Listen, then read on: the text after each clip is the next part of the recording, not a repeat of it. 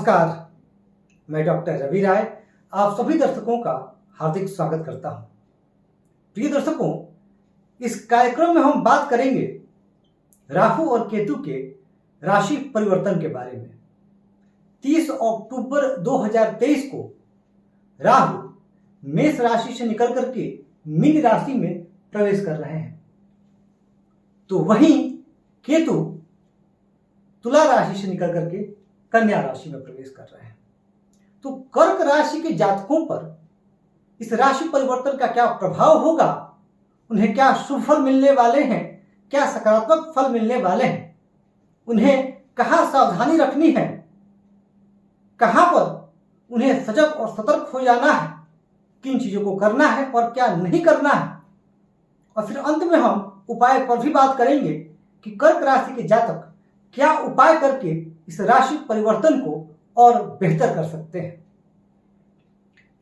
इससे पूर्व हम बात कर चुके हैं मेष राशि, वृषभ राशि और मिथुन राशि के जातकों के बारे में कि राहु और केतु के राशि परिवर्तन का प्रभाव उन पर क्या होगा। देखिए, यह जो राशि परिवर्तन है इसका विचार हम कर रहे हैं चंद्रमा से, यानी आपको सिर्फ इतना करना है कि आपको देखना है कि आपकी चंद्रमा किस राशि पर स्थित है।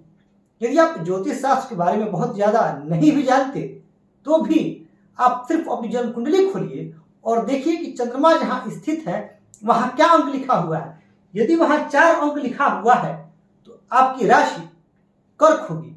अब कोई जरूरी नहीं कि यहीं पर लिखा हो, ये तो मैंने आपको समझाने के लिए यहाँ पर लग्न में लिया है, क्योंकि चंद्र लग्न से हम विचार कर रहे हैं। आपकी जन्म कुंडली में हो सकता है कि 4 अंक यहाँ आएगा और 4 अंक यहाँ लिखा हुआ है, चंद्रमा यहाँ भी स्थित है, तो भी आपकी कर्क राशि ही मानी जाएगी और ये जो मैं फलादेश बता रहा हूँ वह आप पर लागू होगा। अच्छा, एक बात और आपको जाननी चाहिए कि यह जो मैं फलादेश कर रहा हूँ यह बड़ा ही जो है बेसिक फलादेश है। आपकी जन्म कुंडली में किन ग्रहों की महादशा चल रही है, किन ग्रहों की अंतर्दशा चल रही है, उसका भी बहुत प्रभाव पड़ता है। अब जैसे उदाहरणार्थ, यदि मान लीजिए मैंने कोई अशुभ फल बताए गोचर की कि अशुभ फल ये होने वाला है, परंतु यदि आपकी जन्म पत्रिका में महादशा और अंतर्दशा शुभ चल रही हो, अच्छी चल रही हो, उस परिस्थिति में जो अशुभ प्रभाव है वो बहुत हद तक कम हो जाते हैं। परंतु अगर यहाँ भी अशुभ है और महादशा और अंतर्दशा भी अशुभ है तो फिर उस परिस्थिति में अशुभ फलों में अभिवृद्धि होती है। तो आइए बिना विलंब के चर्चा प्रारंभ करते हैं, समझते हैं कि कर्क राशि के जातकों के लिए क्या फल मिलने वाला है। तो देखिए, जैसा कि हम देख रहे हैं कि 9वें भाव में राहु की स्थिति बन रही है, यानी 30 अक्टूबर 2023 को राहु मेष राशि से निकल करके आपके 9वें भाव में आ जाएंगे। अभी 10वें में, वर्तमान में राहु का संचरण कहाँ है, तो वर्तमान में मेष राशि पर है, लेकिन 30 अक्टूबर से मीन पर आ जाएंगे। तो आपके लिए यह जो स्थिति बनेगी वह कहाँ बनेगी, तो यह स्थिति बनेगी भाग्य भाव में और केतु आपके स्थित हो जाएंगे पराक्रम भाव में।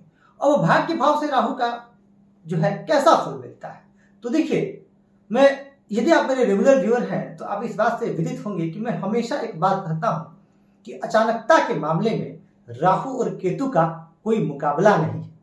जी हाँ, राहु और केतु अचानक परिस्थितियां पक्ष में कर देते हैं या विपक्ष में कर देते हैं। अब यहाँ ये किसकी राशि पर है, तो यहाँ देवगुरु बृहस्पति की राशि पर है, मीन राशि पर है। और राहु और केतु चूंकि छाया ग्रह है तो ये जिस ग्रह के साथ होते हैं, जिस राशि पर होते हैं, उसी को अनुरूप फल देते हैं और यह आपके भाग्येश की राशि है।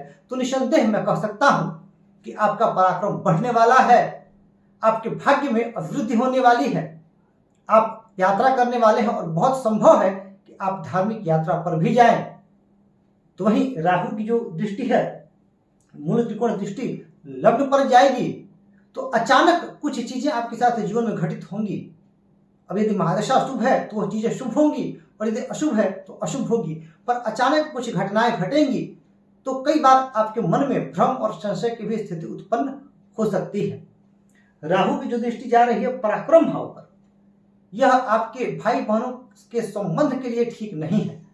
आपके अपने भाई बहनों से संबंध बिगड़ सकते हैं, तो आपको इस बात का ध्यान रखना है कि आप अपने व्यवहार में थोड़ी मधुरता रखें।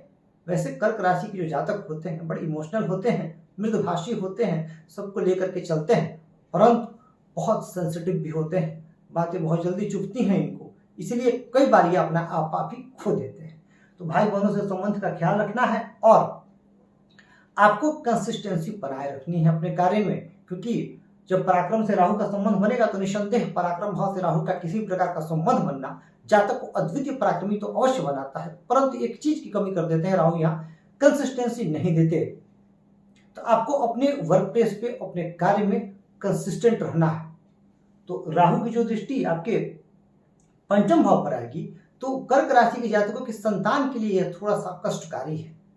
संतान से आपको मतभेद हो सकता है, यह बहुत संभव है कि संतान से संबंधित कोई चिंता, चाहे वह संतान के स्वास्थ्य को लेकर के हो या संतान के करियर को लेकर के हो, विवाह को लेकर के हो, वह चिंता आपको सताएगी।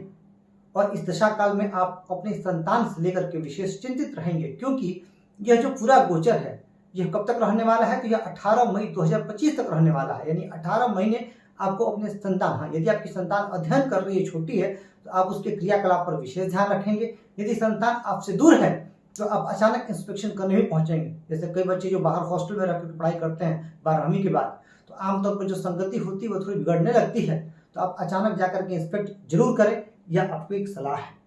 तो जो लोग प्रेम संबंधों में हैं, क्योंकि पंचम भाव से हम प्रेम संबंधों का भी विचार करते हैं, तो जो लोग प्रेम संबंधों में हैं, किसी अफेयर में हैं, उनके लिए भी यह सावधानी रखने का समय है, क्योंकि यहाँ पर राहु की स्थिति बता रही है कि आप थोड़ा शकी हो सकते हैं या आपके व्यवहार में संदेह उत्पन्न हो सकता है, जिसकी वजह से आपके जो पार्टनर हैं उनसे आपके संबंधों में खटास आए। वैसे भाग्य भाव में राहु आपको बहुत ही अच्छा परिणाम देंगे। अच्छा, बाकी अगर मैं गोचर स्थिति की बात करूं तो अभी वर्तमान में बृहस्पति आपके मेष राशि पर संचरण कर रहे हैं और राहु उन्हीं के साथ है। तो जब यहाँ पर बृहस्पति स्वतंत्र हो जाएंगे तब आपके कार्मिक क्षेत्र में बहुत ज्यादा तरक्की की संभावना दिख रही है। आपके वरिष्ठ पदाधिकारी आपसे प्रसन्न रहेंगे और आपके कार्यों की प्रशंसा होगी, आपके कार्यों का यश आपको मिलेगा। परंतु याद आपको यह भी रखना है कि अभी वर्तमान में शनिदेव कुंभ राशि में संचरण कर रहे हैं, तो कुंभ राशि में शनिदेव की स्थिति की वजह से आपको स्वास्थ्य संबंधित समस्याएं, पैतृक संपत्ति का विवाद, ये परेशानियां भी आपको झेलनी पड़ सकती हैं। तो वहीं शनिदेव की कर्म भाव परिस्थिति यह दर्शाती है कि आपको अपने कार्य को अगले दिन पर नहीं टालना है। आपका प्रयास यह होना चाहिए कि आप अपने कार्य को निर्धारित अवधि पर संपन्न करें, पूर्ण करें, तभी जाकर के आपको इस गोचर का पूरा लाभ मिल पाएगा। बात करने केतु की, तो पराक्रम भाव में केतु की यह स्थिति निसंदेह आपके पराक्रम को बढ़ाने वाली है, परंतु केतु की पंचम दृष्टि सप्तम भाव पर आ रही है, यह आपके वैवाहिक जीवन के लिए उतनी शुभ नहीं कही जा सकती है। वैवाहिक जीवन में थोड़ा आपके तनाव हो सकता है, मनमुटाव हो सकता है, तो विवाह में आपको प्रॉपर सामंजस्य बना करके चलना होगा। केतु की दृष्टि भाग्य भाव पर ठीक है कि राहु भी वहीं पर है, और जो केतु की दृष्टि जा रही है लाभ भाव पर, यह कई बार आपके लाभ में रुकावट, लाभ में बाधा भी बन सकती है। परंतु यहाँ पर आपको ध्यान ये रखना है कि आपको अपने मेहनत का जो स्तर है वह बढ़ा देना है। जो लोग किसी भी तरीके से प्राइवेट जॉब में हैं या गवर्नमेंट जॉब में हैं, उनके लिए समय अनुकूल है, उनकी पदोन्नति होने की संभावना दिखाई दे रही है। जो लोग बिजनेस में है, व्यापार में है, क्योंकि केतु का संबंध सप्तम से बन रहा है तो यह पार्टनरशिप को भी दर्शाता है, और राहु का भाग्य भाव में होना निसंदेह आपके व्यापार या व्यवसाय में तरक्की तो होगी, लेकिन आपको आंख मूंद कर किसी पर भरोसा नहीं करना है, और पार्टनरशिप के मामलों में आपको विशेष तौर पर सजग रहना है। आपको अच्छा मुनाफा होगा। आगे मैं उपाय बताऊंगा कि क्या उपाय करके आप इस समय को और बेहतर कर सकते हैं। इस समय आपको क्या नहीं करना है, तो आपको किसी पर आंख मूंद के विश्वास नहीं करना है, और आप अपने आप को चेक करते रहिए, क्या आपका स्वभाव कहीं शकी तो नहीं हो रहा है, आप चिड़चिड़े तो नहीं हो रहे हैं। यदि ऐसा हो रहा है तो आपको उसको तुरंत रोकना है। यहाँ पर आपको थोड़ा सा ध्यान देने की आवश्यकता है। यदि बात में विद्यार्थी वर्ग की करूं तो चूंकि राहु का संबंध बुद्धि भाव से बन रहा है, तो भटकाव, मन में भ्रम, आलस्य, इसकी स्थितियां बन रही है। तो आपको पढ़ाई की तरफ ही अपना जो है झुकाव रखना है। आपको किसी भी प्रकार से डिस्ट्रैक्ट नहीं होना है, क्योंकि यदि आप डिस्ट्रैक्ट होते हैं तो उसका असर निसंदेह आपके रिजल्ट पर, नतीजों पर दिखना प्रारंभ हो जाएगा, और बहुत संभावना बन रही है कि आप इसमें भ्रम के शिकार हो जाए। और वैवाहिक जीवन की बात हमने कर ली, जो अफेयर्स में है उनकी भी बात हमने कर ली। तो अगर हम देखें तो यहाँ पर जो राहु की स्थिति बन रही है, देवगुरु बृहस्पति जो स्वतंत्र हो जाएंगे, तो बहुत ही अच्छा आप अपने कार्मिक क्षेत्र में कार्य कर सकेंगे, धार्मिक यात्राएं कर सकेंगे।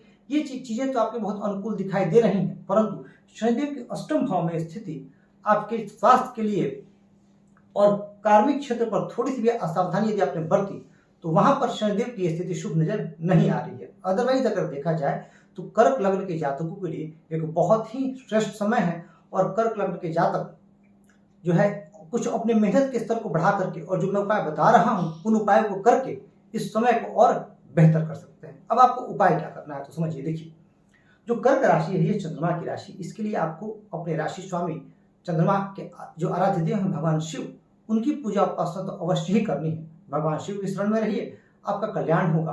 और साथ ही चूंकि यहाँ राहु गुरु की राशि पर है। अच्छा, एक चीज और जो है बताना रह गया आपको कि आपको यह भी देखना है कि आपकी जन्म कुंडली में देवगुरु बृहस्पति की स्थिति कैसी है। यदि आपकी जन्म कुंडली में देवगुरु बृहस्पति की स्थिति अच्छी है तो फिर उस परिस्थिति में यह जो राहु का गोचर है यह आपके लिए बहुत ही श्रेष्ठ प्रभाव देने वाला होगा, आपके भाग्य में अभिवृद्धि करने वाला होगा। बात कर लेते हैं उपाय की। उपाय आपको ये करना है कि आपको भगवान श्री हरि विष्णु की शरण में जाना है और भगवान विष्णु की खूब पूजा आराधना आपको करनी है। और यदि संभव हो तो यदि आपका स्वास्थ्य इजाजत देता हो तो आप सोमवार का व्रत भी कर सकते हैं। और हाँ, मेडिटेशन अवश्य कीजिएगा। कर्क राशि के जातकों को तो मैं हमेशा करता हूँ, जो मेरे पास कुंडली लेकर के आते हैं, कि आपको थोड़ा सा प्राणायाम और ध्यान में समय अवश्य व्यतीत करना चाहिए, क्योंकि स्वभाव में चंचलता होती है और चित्त चंचल होता है, बहुत भावुक होते हैं, कई बार गलत निर्णय ले जाते हैं भावना और भावावेश में बह करके, क्योंकि दिल के सच्चे होते हैं। तो यहाँ पर आपको ये ध्यान रखना है कि आपसे ये छोटी मोटी गलतियां ना हो। आप अगर इन छोटी मोटी बातों का ध्यान रखेंगे तो ये जो 18 महीने का समय है वहाँ राहु आपको बहुत लाभ देंगे। और एक विशेष बात का ध्यान आपको ये रखना है कि कोई भी अगर आपको बहुत कोई लुभावनी बातें बताए, खास करके व्यापारी वर्ग के लिए है, कोई नया स्कीम लेकर के आए या डबल ट्रिपल मुनाफे की बात करें तो आप वहाँ सावधान रहिएगा, क्योंकि जब राहु भाग्य भाव में आते हैं तो कुछ परिस्थितियां ऐसी निर्मित होती हैं कि आपको लगता है कि अब मेरा समय आ गया है, अब मेरा भाग्य बदलने वाला है। ये गलती आप मत कीजिएगा, क्योंकि शनिदेव की दृष्टि आपके कर्म भाव पर है और शनिदेव का जब तक दृष्टि कर्म भाव पर रहेगी आपको बिना मेहनत के शनिदेव को कुछ भी प्रदान नहीं करेंगे। और चूंकि राहु अचानकता के कारक है तो यहाँ पर आप कंफ्यूजन में फंस सकते हैं। तो इस बात का आपको विशेष ध्यान रखना है।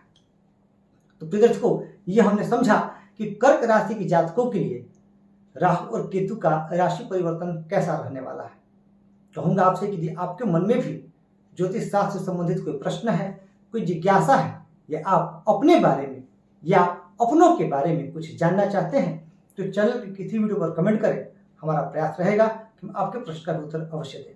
मैं अपने परिवार के सभी सदस्यों की स्वस्थ, सुखद, दीर्घायु और यशस्वी जीवन की कामना करता हूं और प्रभु से यह प्रार्थना करता हूं कि आप सभी अपने जीवन काल में खूब तरक्की करें। धन्यवाद।